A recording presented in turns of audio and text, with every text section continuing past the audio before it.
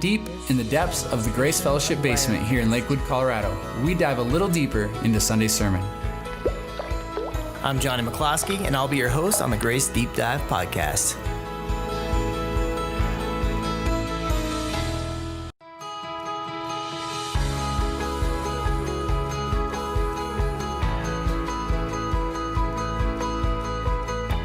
This is John Byrne, the lead pastor here at Grace Fellowship, and this is the Grace Deep Dive podcast, recorded deep in the depths of the Grace Fellowship basement here in Lakewood, Colorado. We dive a little deeper into Sunday. Okay. Welcome back to the podcast. We're in episode 83 of our series. This is not going. No, it's going. Keep going. Keep going? Okay. Yeah. Biblical men are warriors and poets. This series is family life. And, John, when you started talking about this, I knew it was going to be just about me because I am both a warrior and a poet, and I didn't even know it.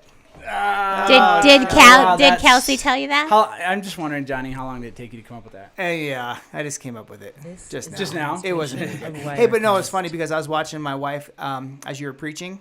Yeah. And I've never seen her nod her head so much. That I was actually concerned that that it was going to fall off or she going to complaining about how, but she was in full agreement with you. I've never seen her just get so into your sermon. Oh before. yeah. Because it's funny because I think sometimes we'll address different issues and different topics in society and culture, and it comes across as like maybe picking on certain things or whatever when you're pointing out just different sin or fallenness and whatnot. Right. But it's just I'm of the mindset I love kind of being hard on myself. I love to. You have high standards. I love to push myself. I just like to be challenged. And this Sunday was really about challenging men. Yeah, and you're picking on us a little, John. I don't know if I was picking on you guys. I think on men, but it is a challenge. I mean, we live in a world where we're trying to erase the difference between men and women, and that kind of thing. By the way, if you're seeing like a watermark that says Wirecast on there, yeah, sorry about that. It might just be that way for this episode. We're having some technical stuff. We had some technical difficulties getting going, so you might see that kind of coming on and off, and it might be annoying, and I apologize. And we'll see if we can get that fixed for next week. But anyways, yeah, I'm not trying to be hard on men at all. I think we live in a culture that wants to dismiss the differences between men and women. Wants to make equality mean sameness, and because of that, I think it's done damage to both how we view men and women. And we're going to talk about biblical womanhood this Sunday. My wife has already reassured me that I am not an expert on that. But I'm a little nervous, John. I'm not going to lie. You think you're nervous? I don't want to see the feminine Well, side if you keep bringing me up at the end, then I'll just correct everything you said wrong. Yeah, right. She'll woman-splain you. Yeah. She'll woman-splain me? Yeah. Yeah, she'll woman-splain me. Tell me all about... she's been telling me that for, almost 28 years. This is a demonstration and of I'm still learning. Wirecast. But anyways, yeah. So men, though, masculinity, even traditional masculinity, is kind of looked down upon. And I would say that some when it comes to biblical masculinity, some of those traditional things line up, some don't. And as far as between traditional and biblical. And so there's also been kind of a deterioration of what biblical masculinity is. So I picked on us a little bit, but I don't think I was too hard on us. No, it's nice. It's nice to look at yourself and go, I can be better in this area. I need to work hard in this area. Well, and it's hard because, if you think you're nervous about this Sunday, man, I'm the one who's got to get up there and talk to women about what biblical womanhood is. And they'll be challenged too, but hopefully in a really good way and in a way that reaffirms God's design.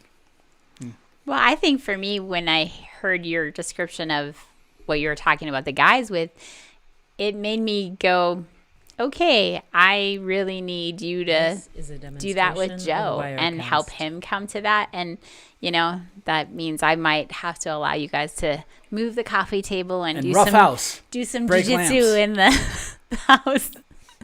We did buy some mats for us to do it in the garage, but it's kind of cold sometimes. Well, you warm up body heat. Right. Yeah. Hey, that means I wouldn't have to watch then. Yeah, right. Suck it up, John. Be a man. I know, right? That's exactly. But the joke. Suck it up, Buttercup. But the joke is I couldn't I need it like 70 degrees. Like, 65 to 75 is perfect. Anything beyond it, I can't function. But you brought up an interesting word that's kind of thrown around in our culture a lot today, John, is toxic masculinity. Yeah. And I like that you kind of said, because it's true. I mean, honestly, there is a lot of toxic masculinity out there, but you called it something else. Sin. Yeah. Yeah. It is. It's sin, right? It's sin. Uh-huh. Yeah, I really have a hard time. This is something, if you pay attention to when I talk about issues in culture, I really very often despise accepting the verbiage, the framework regarding the conversation when it comes to almost anything that culture provides. Whether in this case it's toxic masculinity or mansplaining or some of this verbiage that culture uses. And it's not because there's no truth in any of those things. The reason is because culture misunderstands it. Culture doesn't understand God's design, and especially today's culture. And so when they try to frame the discussion, you lose a lot if you accept their terminology. And so I often will reject their terminology and their framework and say, hey, let's reframe the discussion. Let's talk about it differently from a biblical and a perspective and a Christian worldview perspective, and address it from that perspective rather than accepting the way they want to frame the conversation, because they miss things and they throw, to use an old metaphor that gets overused, but they throw the baby out with the bathwater, kind of thing, and so I don't want to do that. I want to keep the baby. Well, I think Johnny.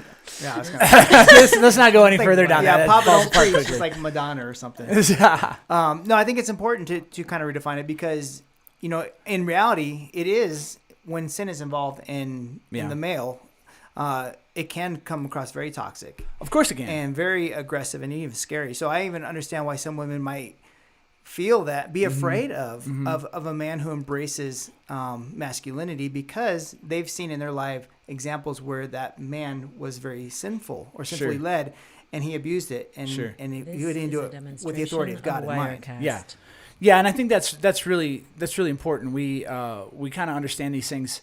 Masculinity, and a lot of times traditional masculinity, if you look at like psychology today, or some of these organizations, and they talk about traditional masculinity, which is not the same as biblical, but a lot of things that are important for men get thrown out. Like, a certain amount of strength and even aggression, the ability to be aggressive is important for a man. But that separated from the character of God and from being biblical can be abused. And that's where if you must use the term, maybe that's where you go, that's toxic masculinity. But again, I won't use that term because they want to throw aggression of all kinds away. But I'm telling you, if somebody's breaking into the house at night, you want a man who can be aggressive and show aggression if necessary to keep his family safe, right? Or protect a country, or at war, or to protect an innocent from being beat up or murdered or raped or whatever, right? Like that aggression given to men is important, but it's got to be combined with godly character. And I always think about the analogy of a woman's walking at night, and exactly. a toxic male walks up to her, like, who you need starts hitting on her or whatever, or even getting aggressive worse. with her. Then you need a man who's going to be aggressive and combat him. You know what I'm saying? Right. So it's a beautiful thing when it's done right. Yeah. And unfortunately, in our culture, we don't always see it that way. Right. It's all put. It's the same with the schoolyard bully and that kind of stuff, right? Like, so how do you stop a schoolyard bully? Somebody's got to stand up to him, right? That's how you do it. Yeah. I think it's the same in culture. So what is kind of if you think about biblical, even for you, Christa, when you look at like a biblical man, what is attractive about a biblical man? Well, I think there's a confidence that comes just naturally, and I think if a woman can trust them to know that they have integrity, to know that they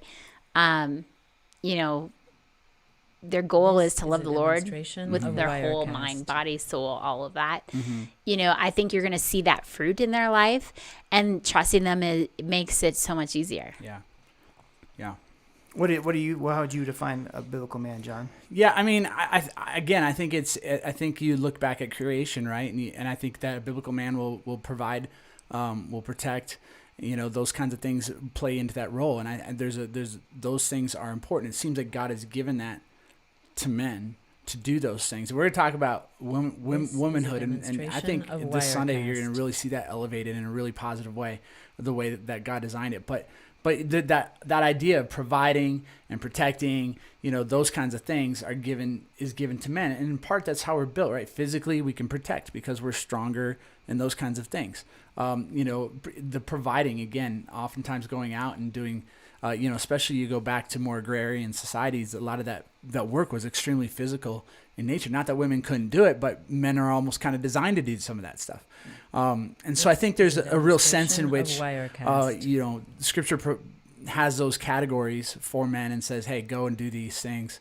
And so that's what we're supposed to do. You mentioned a little bit about how it's your job. You said, Joe, you need to play with Joe and teach him and all that kind of stuff. And us having a son, I don't have a son, but having a son is kind of your responsibility a lot of times to kind of teach him how to be a godly man. Mm-hmm. But what about, a situation like even you or even those guys out there, you see a lot in our culture, a lot of single moms that are raising these kids, and raising their boys, and and you see that a lot, that's where a lot of our problems come from. But how does that single mom try to teach her son, or how does that son learn, or how did you learn? Yeah, I think that's super important, and I'm curious what you think, Chris, but about some of that, because I look at it. My mom, again, divorced when I was 2, married again when I was 5, divorced when I was 13. Her second husband was not a good man. Married again when I was 13, but by the time a kid's 13, a lot of the things have been established in his life, right? I mean, if you haven't done a whole bunch of work with your kid by the time they're 13, you've already missed the boat. You can't correct it when they're 16. It's too late, right? And so that doesn't mean there's not work to do, but it just means a lot of that's done ahead of time. And so by the time, her current husband got me, I was 13 years old and kind of had a little bit of a mind of my own, kind of, even though I had a dad in the house some of that time, I was still kind of on my own in a lot of ways. And my mom basically raised me in a lot of ways. And so I learned a lot from her current husband, my stepdad as well. But she basically raised me in a lot of ways, and she had to kind of take on the role of a man in some ways, and which is a challenge, because women tend to want to nurture and those kinds of things. And sometimes, that toughness, that strength that is required for a boy, and he needs to see a dad being strong, and oftentimes, though not always, the dad is a disciplinarian. It's not always that way, but often. And some of that gets missed, that strength, even that fear of watching the dad be strong. Not fear like he's going to beat me into oblivion or something like that, or abuse me, but that fear and respect that comes with understanding the strength in which that he leads from. My mom had to take both those roles on, and I think did about as good a job as a mom can do in doing that. But I also had a grandpa, and I had an uncle who took some of that role on too, and they were very godly men. And so I did see that, even if it wasn't in my home all the time, I did see that, and that was huge. And so I would say, if you're a single mom, especially, 2 things. One, you've got to figure out how to take on some of that toughness role, and that can be a real challenge. But also find other men for your son or your daughter that are godly men that you can point to and say, that's a godly man, that's a godly man, that's a godly man. And that becomes super important. Mm-hmm. I'm curious what you think about that. Well, I think a lot of times kids will tell you who they think somebody that they respect. Mm-hmm. So I think if you have those conversations with your kids as a single mom, they're going to have people that their eyes catch and go, what's up about that person, or, then to have a mom come alongside and say, yeah, let's find out, could you go have a Coke with them or something like that. I think for us, it was probably a piece in our marriage that was tough, was because I had expectations of what I thought John should do with our kids. And then, that clash of, I didn't grow up with brothers, so then I'm like, what in the world do you do with this? And I had nothing but brothers, pretty much. Yeah, I grew up with. so so it's a really interesting piece to go.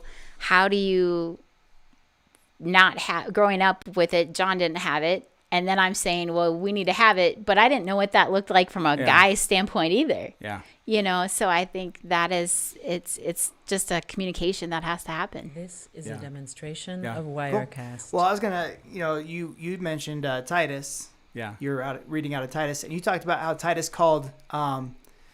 was called to teach the older men. Yeah, Titus taught the older men. Yeah, to be temperate, worthy of respect, and self-control, sound in faith, to have love and endurance. Yeah. Usually we see older to younger.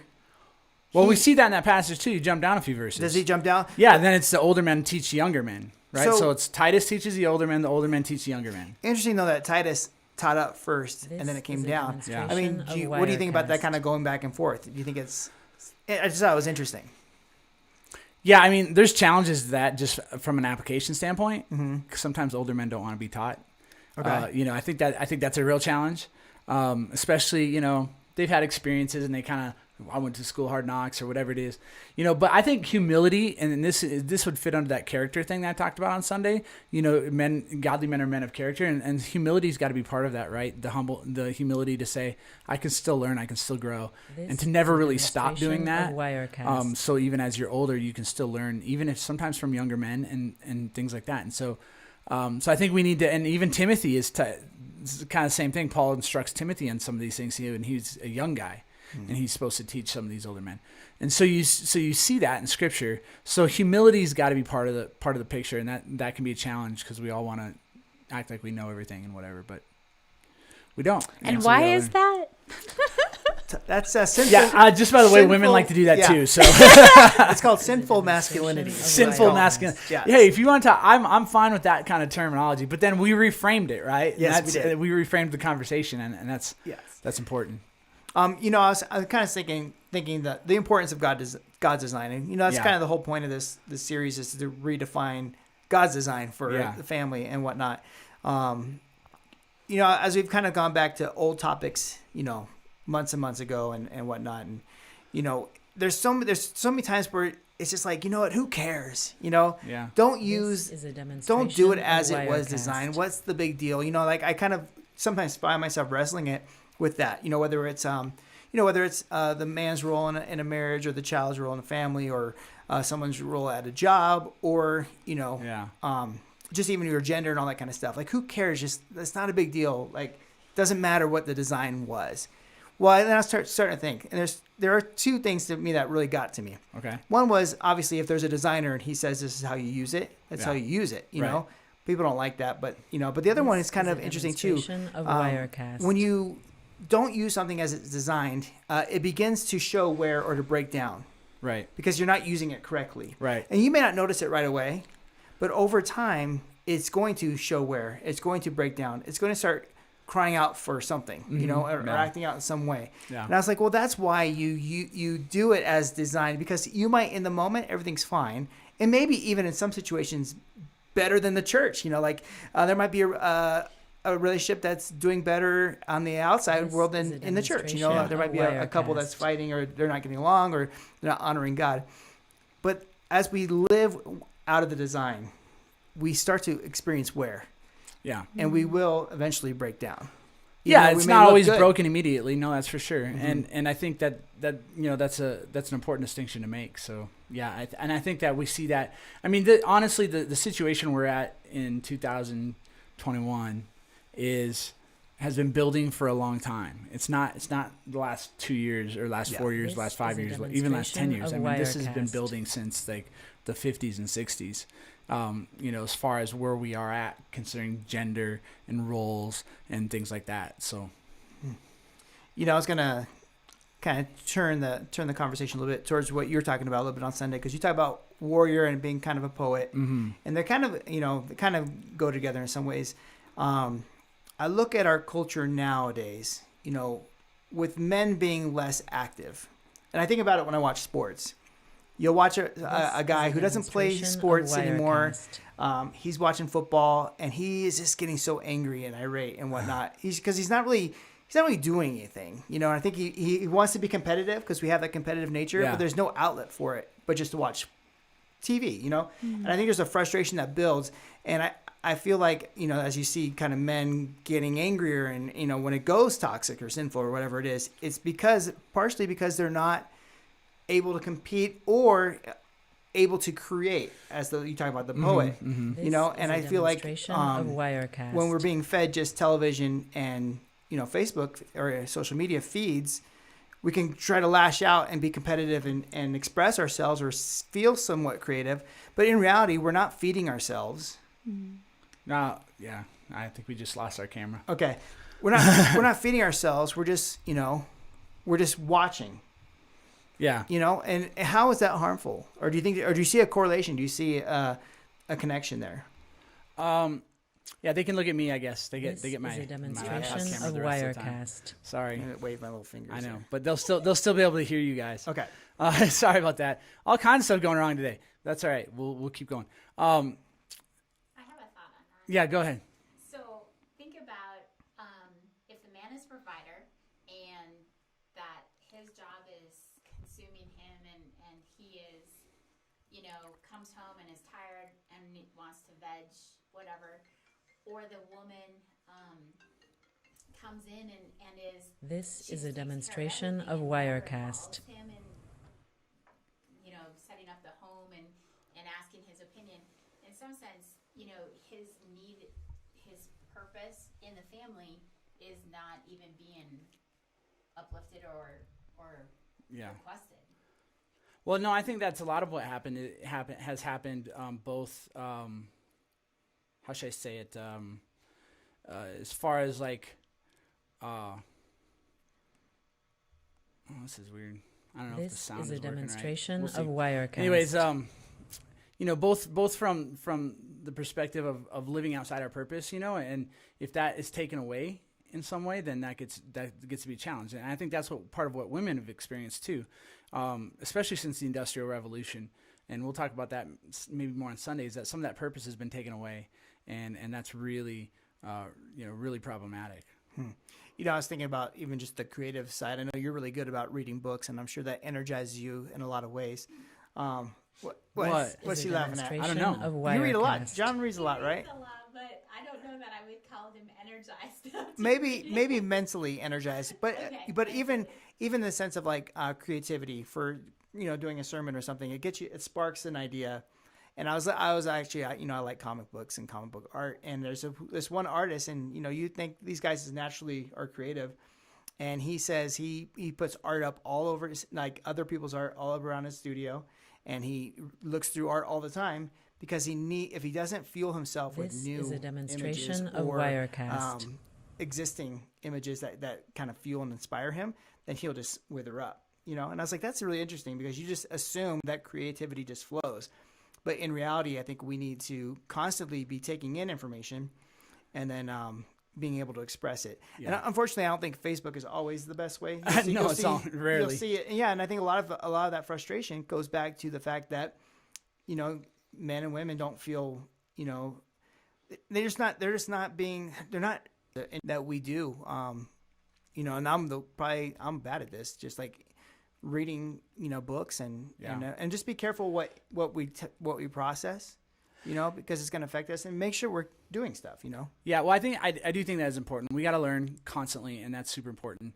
And so we need to do that, to learn constantly all the time. But it's a challenge in a world that there's a lot of information, so we got to be discerning about what we read and how we learn, and that kind of thing. And it can be a challenge. Oh, Christa, do you have any questions at all, or? Can't wait to see what Sunday's going to bring. Yeah, I know. I want to see. I hope John wears a dress. I am not wearing a dress. No, he is not wearing a dress. Oh well, a guy can hope. There's a rule against that in the scriptures. You're probably in Deuteronomy. Exactly. And in the Byrne household. and in the Byrne household, men don't dress like women. So John, or vice versa. We recommended. We talked about reading books and such. Yeah. Do you have any resources that you came across? Yeah, there's a lot out there about men. I think probably one of the best ones that I found, and I just say this with, it's not hesitancy, but there's just so much out there, and some of it's not good. But one of the best ones I found is a guide to biblical manhood. I quoted him on Randy Stinson, and I quoted him on Sunday, and I think that's probably one of the better ones. There's some, I think I quoted another one, a dude's guide to some manhood or something, and that's all right too.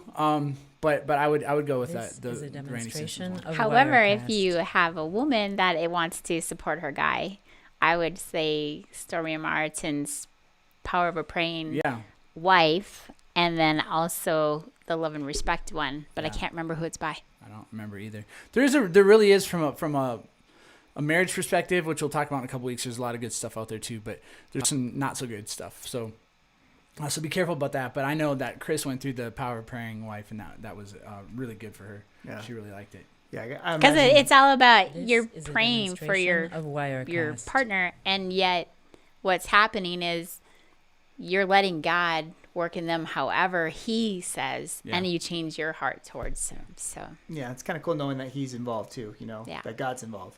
That's the big idea if we're going to wrap this up this week. Yeah, the big idea is biblical men